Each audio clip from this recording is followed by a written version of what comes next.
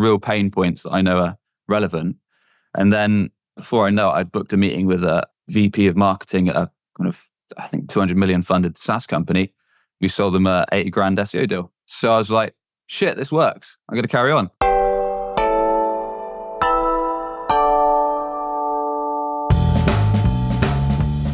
Hello and welcome to Confessions of a B2B Marketer. My name is Tom Hunter and today we have Sam, the first person to come on the show twice. Sam Dunning of Breaking B2B is here, and I basically wanted Sam to explain how he gets customers for his business. And he came in with this absolute curveball. You can probably guess because it's the title of this episode, but it's about cold calling. So we're going to jump into that as well as everything else that Sam does to find and convert B2B customers. Before that, big shout out to Fame is the business that I own. They produce this podcast. They also help with social and email stuff. They're the three things you need to build Fame as a B2B company. If you want that, go to fame.so. Tell them you came from Confessions of a B2B Marketer. Let's jump into this episode now.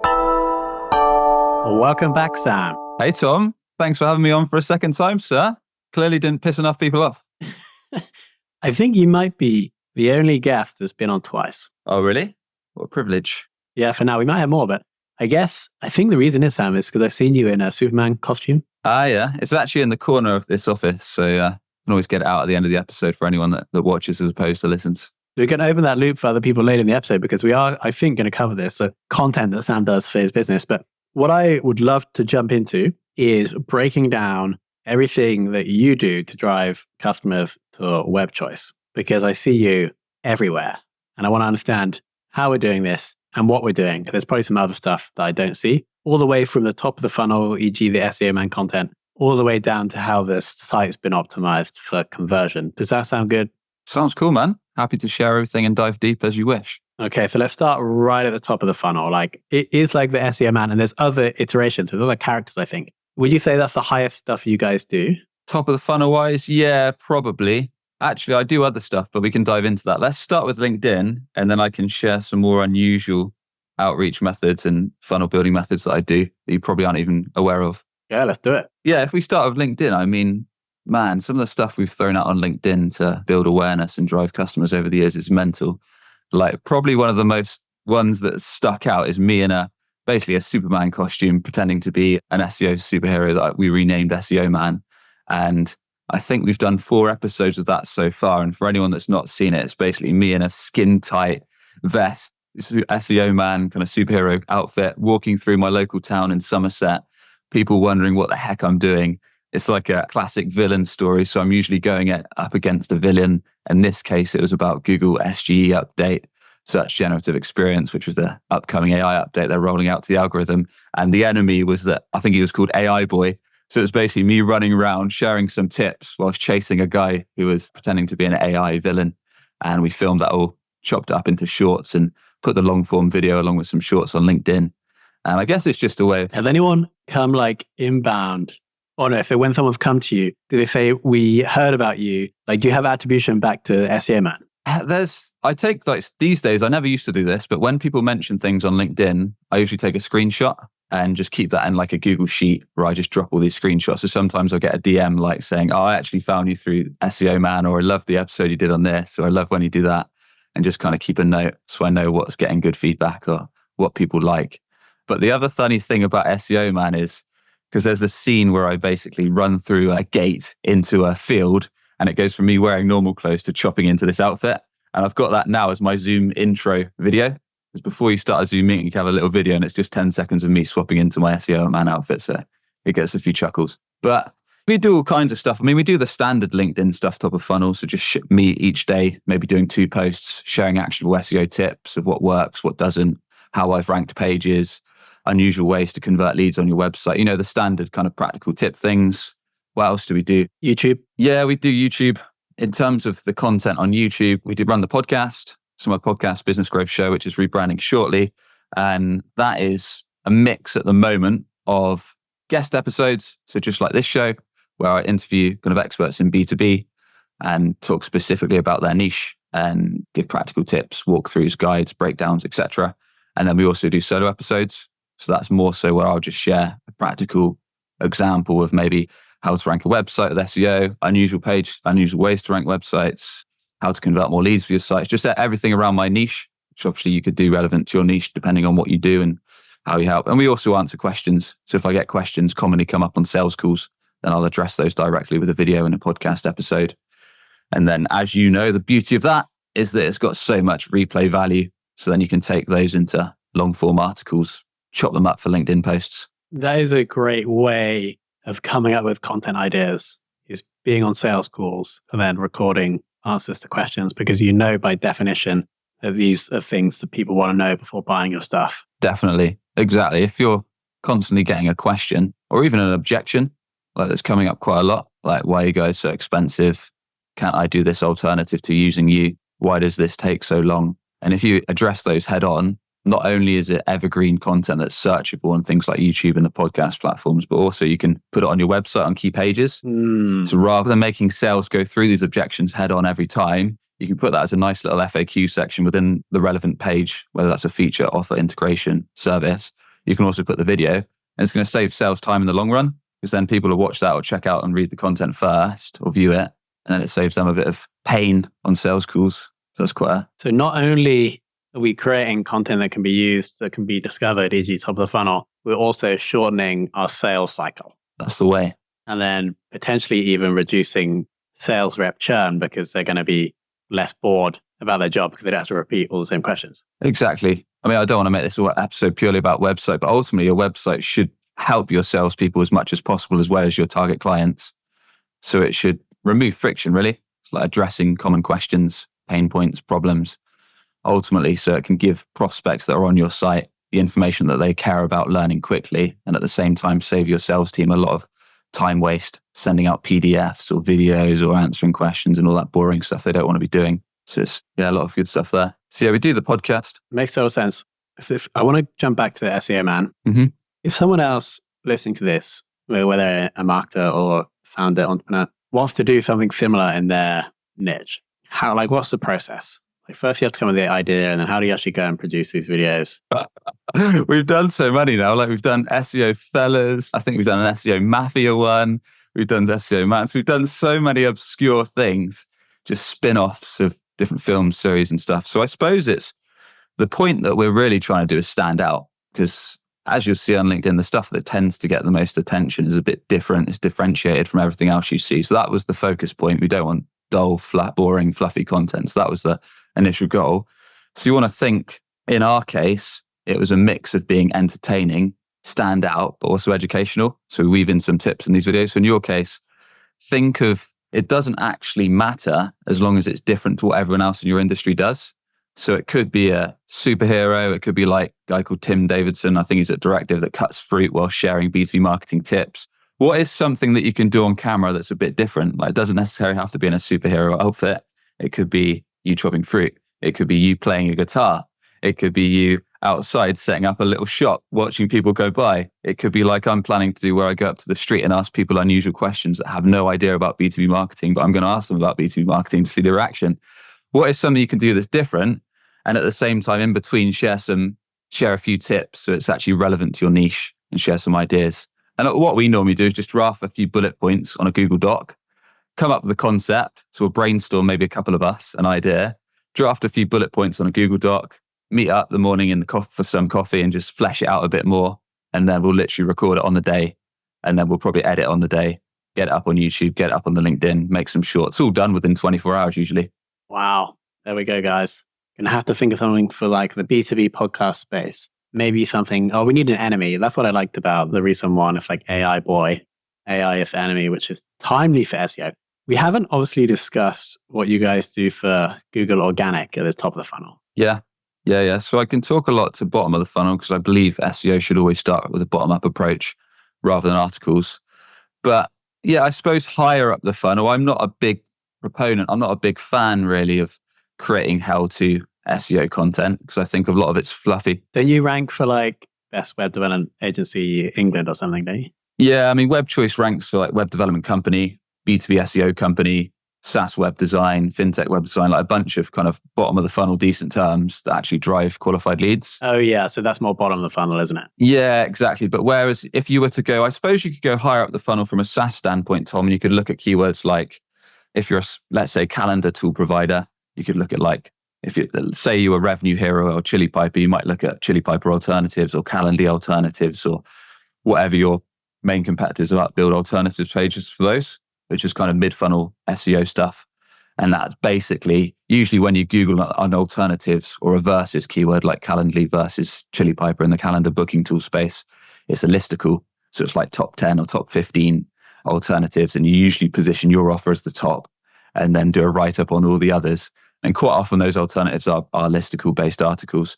So that is one way that I like to do. Quite often those are quite easy to surpass in the sense that you can just look at what the competitors are doing that rank number one on organic, look for where they fall short. Maybe they've only got 10 alternatives and then you absolutely smash it out of the water. You do 25, you do a more detailed write-up, you add some social proof in between. Maybe you do a lead magnet for people to check out your podcast. Because the thing is, if you're focusing on article kind of informative based SEO, a lot of those prospects aren't ready to have a sales demo or sales convo yet. So you want to warm them up with maybe check out our resource, check out our YouTube, check out our podcast. It's not until you get to bottom of the funnel SEO where people are ready for a sales call, if that makes sense. Makes total sense. So you guys don't really invest much in these like articles that are going to be really high up that may not lead to anything? Not so much. Yeah, so we don't do a ton top of funnel SEO. And when I say top of funnel SEO, I mean like informative things like top ways to do X or how to do Y or what to consider before doing Z, those kind of fluffy articles. One, because they're more focused on driving traffic rather than sales conversations, because people quite often will search those things, get the answer from your article, then jump off. And two, because when Google rolls out Google SGE, Search Generative Experience, that's going to wipe out a lot of those easy to answer questions because the results will quite literally be shown above the fold when you Google the question. So if you're focusing your content on fluffy questions, Google's going to kill your traffic most likely because it'll just get answered instantly with AI and the results. So something to be aware of. That makes total sense. You always see like SEO or like content marketing managers showing their Google Search Console screenshots with like organic traffic going up and to the right, which is great. It's I have those charts as well, but then surely the CEO is just being like, okay, so how many leads do we generate? And then we're like, nothing, but we got traffic. Exactly. That's super interesting. I was potentially going to ask our head of growth to write some top of the funnel how-to articles, but I'm probably not based on that insight. I think I'm not saying definitely don't do them, but I'm saying don't do the simple ones. If it's like a question that's kind of more nuanced, more specific to your niche, it might be good. But if you're doing really vague top level stuff that could be answered by AI, what's the point? It'll probably just get wiped out. Yeah, that's what I'd say. Makes total sense. All right. So I think we've probably done anything else at the awareness stage you guys are doing that we haven't covered. Yeah, there's a few. So one that I've started doing a while ago is more of an experiment, Tom, is actually cold calling, which I don't know how many founders do this. Probably not a ton unless they're in more the outbound space. So about a year ago, I thought I'm wasting a lot of time on LinkedIn. I'm just scrolling out endlessly. Yeah, I'm doing 1 or 2 posts a day. And yes, that builds awareness. And yes, that drives inquiries. Sure. But I could be just dialing some of my ICP. And I thought a dialer's $30 a month. I can buy data on a tool like Lusher for like, I don't know, 40 cents a record. Why don't I just fire up, in our case, look for VPs of marketing, demand generation directors, etc., and start dialing them and lead with the problems we fix and see if it gets anything. A few months in, I wasn't doing much. I wasn't like doing a sick amount of cold calling. I was doing like 1 hour a couple times a week when I had time. Mm-hmm. So how many calls? Like 20 calls a session? No, more than that. You can bust out like 60 or so an hour with a dialer. So literally leading like with a pattern interrupt, like I'll be up front, it's a cold call. If they give you permission to speak, like can I have 30 seconds or do you want to slam the phone?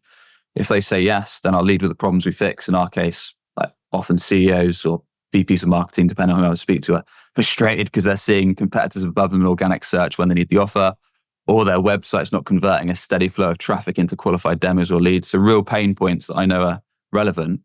And then before I know it, I'd booked a meeting with a VP of marketing at a kind of, I think, 200 million funded SaaS company.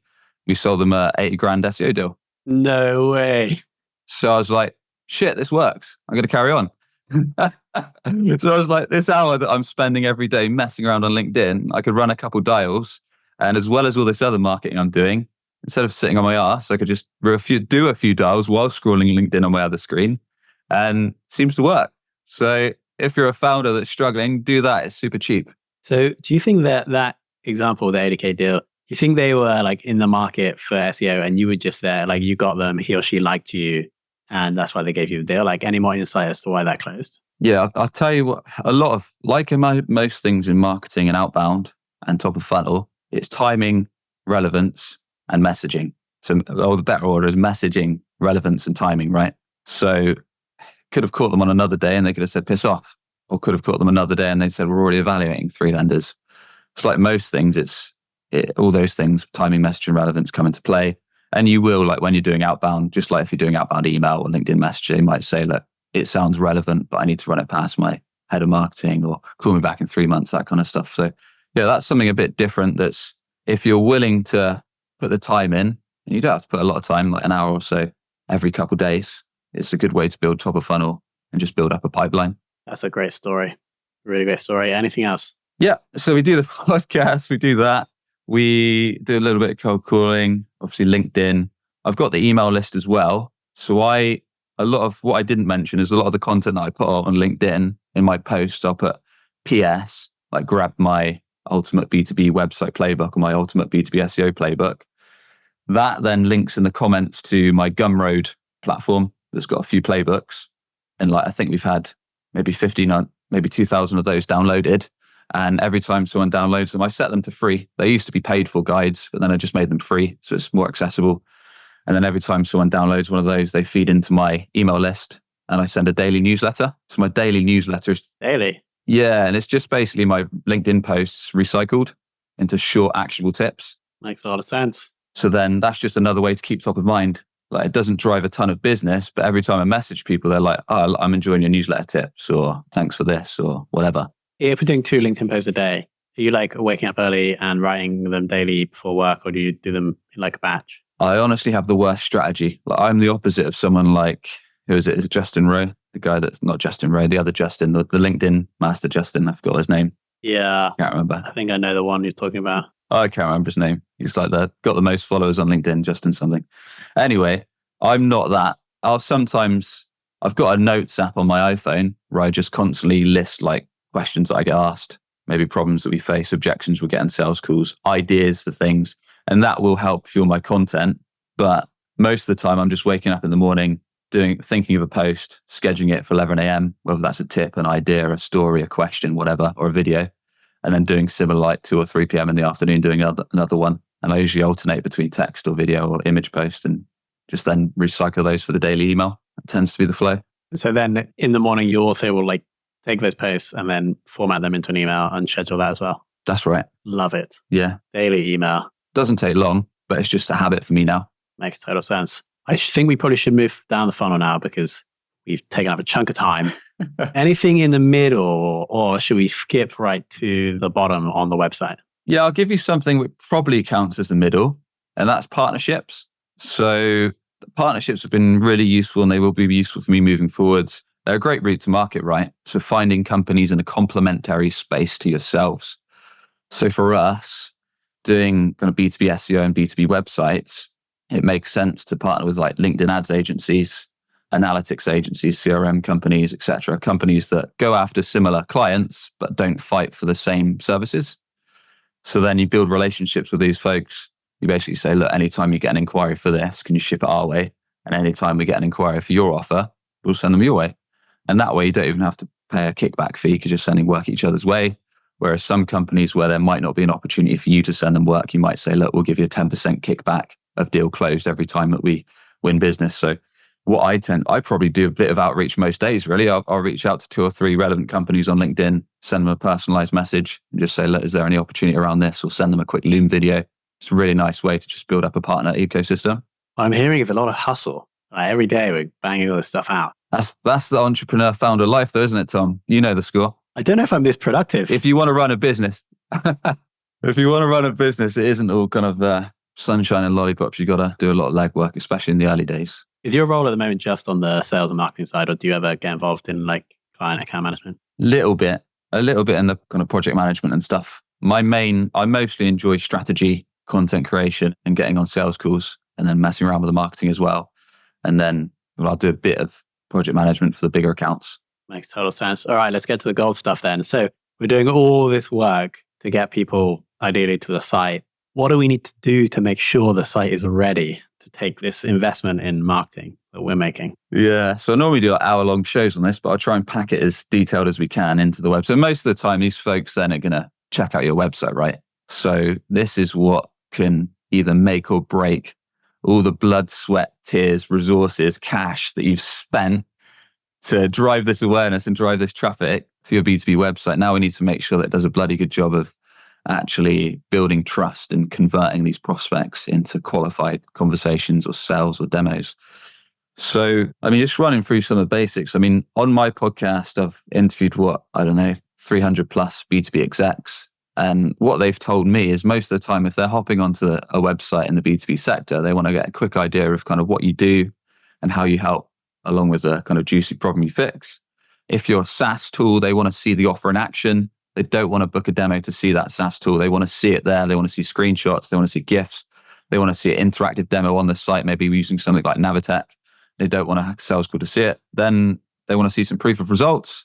So they want to clearly see video testimonials, written testimonials, examples of case studies, how you've helped, results that you've brought to the table. They want to see your pricing. So they don't want to request a sales call to know if they can afford your offer. They want to get an indication of the brackets that you work to, i.e. we start at 5K plus, or if you're a SaaS tool, it's much easier to group that into buckets. They want to get their questions answered. So they want to understand, like we talked about earlier, Tom, so weaving in FAQs into each of your product, service, or feature pages is not only good for overcoming those objections and helping your sales team save time, but it's also good for SEO because it provides content that has real demand and that people are going to be searching for. And on the basis that you check most of those boxes that I ran through there, they want to make it nice and easy route to actually book that call or demo. So on your contact page or book a call page, having a calendar there, whether that's Calendly or Chili Piper, Revenue Hero, whatever, so they can schedule that time straight away with a sales expert. I'm not talking about routing them to an SDR that's going to qualify them hard, because your website would have done a lot of that groundwork. I want to send them to a sales engineer or an AE or someone that knows what they're talking about and can answer kind of questions around the offer. They don't want to fill out a form and then get a 20-page questionnaire just to then be routed through to an SDR to eventually go to an AE like a week later. That's a high-level overview, but we can jump into that as you wish. Quick one on the calendar. We're getting super specific here. On the calendar embed on the website, do you think there's a pro or con around having that public on the site, or having that as something that appears after someone submits the form?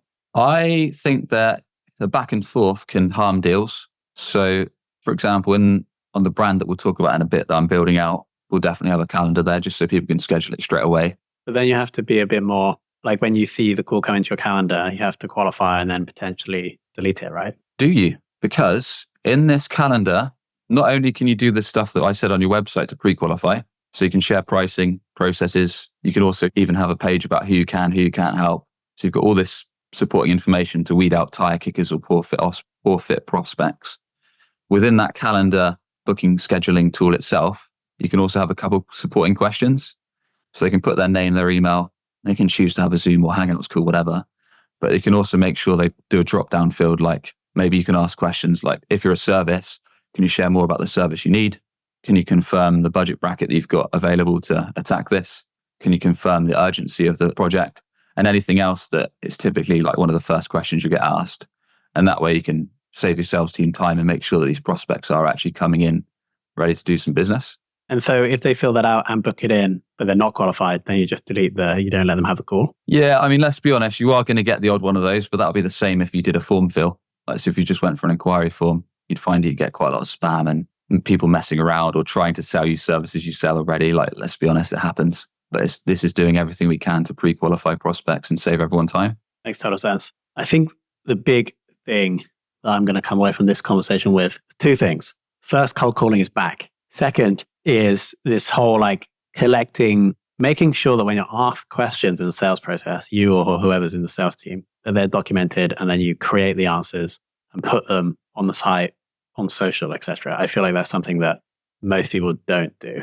Yeah, you're right. A lot of B2B companies in tech, SaaS, and service-based, I guess it's just a lack of transparency, isn't it? Because let's be honest, I don't know if you're the same, Tom, but if I'm buying a tool or looking to invest in a certain service, then if I'm flicking on a site, I don't want to mess around and have a kind of long conversation with a sales rep to be qualified, only to realize that I can't actually afford the offer. And then I've got to do the same with another company. I'd rather just flick onto their site, understand that they can help me with my problem, my issue, or help me get a job done, check that I can afford it, flick through some customer testimonials, look about some information about my questions answered, and then book a time with sales if I'm satisfied with all that. I imagine you're probably the same, and I imagine most people generally are the same. Totally agree. Let's talk about what I think could be an internet premiere, breaking B2B. Yeah. So I'm firing up my own business, which is why probably a lot of this is relevant. And going back to the bootstrap founder life, we're actually rebranding the podcast from Business Growth Show that's been going almost 4 years or so, which is mad to think. So rebranding that to Breaking B2B. And we're firing up a new agency for kind of B2B SEO and web design and development, so helping tech and service companies drive a steady flow of qualified ops through organic search on their website. That's coming to play. So that's why a lot of this stuff that I've talked about is very relevant. And the SEO is something we're going to slowly build up on the new site, along with all the other strategies to build awareness and drive ops and hopefully do some business. Are you branding the agency B2B, Breaking B2B as well? The agency is breakingb2b.com. As is the podcast, yeah. Yeah. So the podcast and the agency is going to be the same. Yeah, I wasn't sure about it. Like I was thinking about before I set it up, because I only set it up, started working on it recently, but I just got a load of feedback from kind of people on LinkedIn, did a LinkedIn post about it to get feedback. I think I did a post a couple of days ago, like, what do you think of this tagline? Which was, I think our tagline is going to be break free of shit B2B marketing or something like that. Obviously with the I blanked out so it doesn't scare off the search engines. So just wanted to, like I talked about at the start, standing out, because so many web agencies and SEO agencies just have bland names, whereas I want something a bit differentiated, a bit like your podcast kind of title. Yeah, I mean, I love it because it has alliteration and it also has like the connotation with Breaking Bad. I think it's awesome. So we're going to be linking to the podcast and the website below. So if anybody needs help with Google Organic or their sites or cold calling advice, then reach out to Sam. Anything else we should mention? I think that's it for now, really. Yeah, that's the podcast, that's the website. And obviously I'm on LinkedIn sharing more of this tips, ideas and thoughts and just general banter. Amazing, Sam. Thank you so much for your second appearance on Confessions of a B2B Marketer. Thank you, sir. All right, how about that founder of a business hitting the phones, closing 80K deal? Thank you, Sam, so much. All Sam's links are below. We have to give a shout out to Emily Brown of Reach Desk. So Emily says, love this podcast, ! Emily, thank you so much. We'll link to Emily's LinkedIn below. We'll also link to Reach Desk below. They're delivering moments that matter. Thanks so much to Fame for producing this show. If you like a podcast, or if you would like a podcast like this one for your B2B business, go to fame.so, request a proposal, and I will make sure I'll be there when you speak to the team. And of course, thank you so much for listening.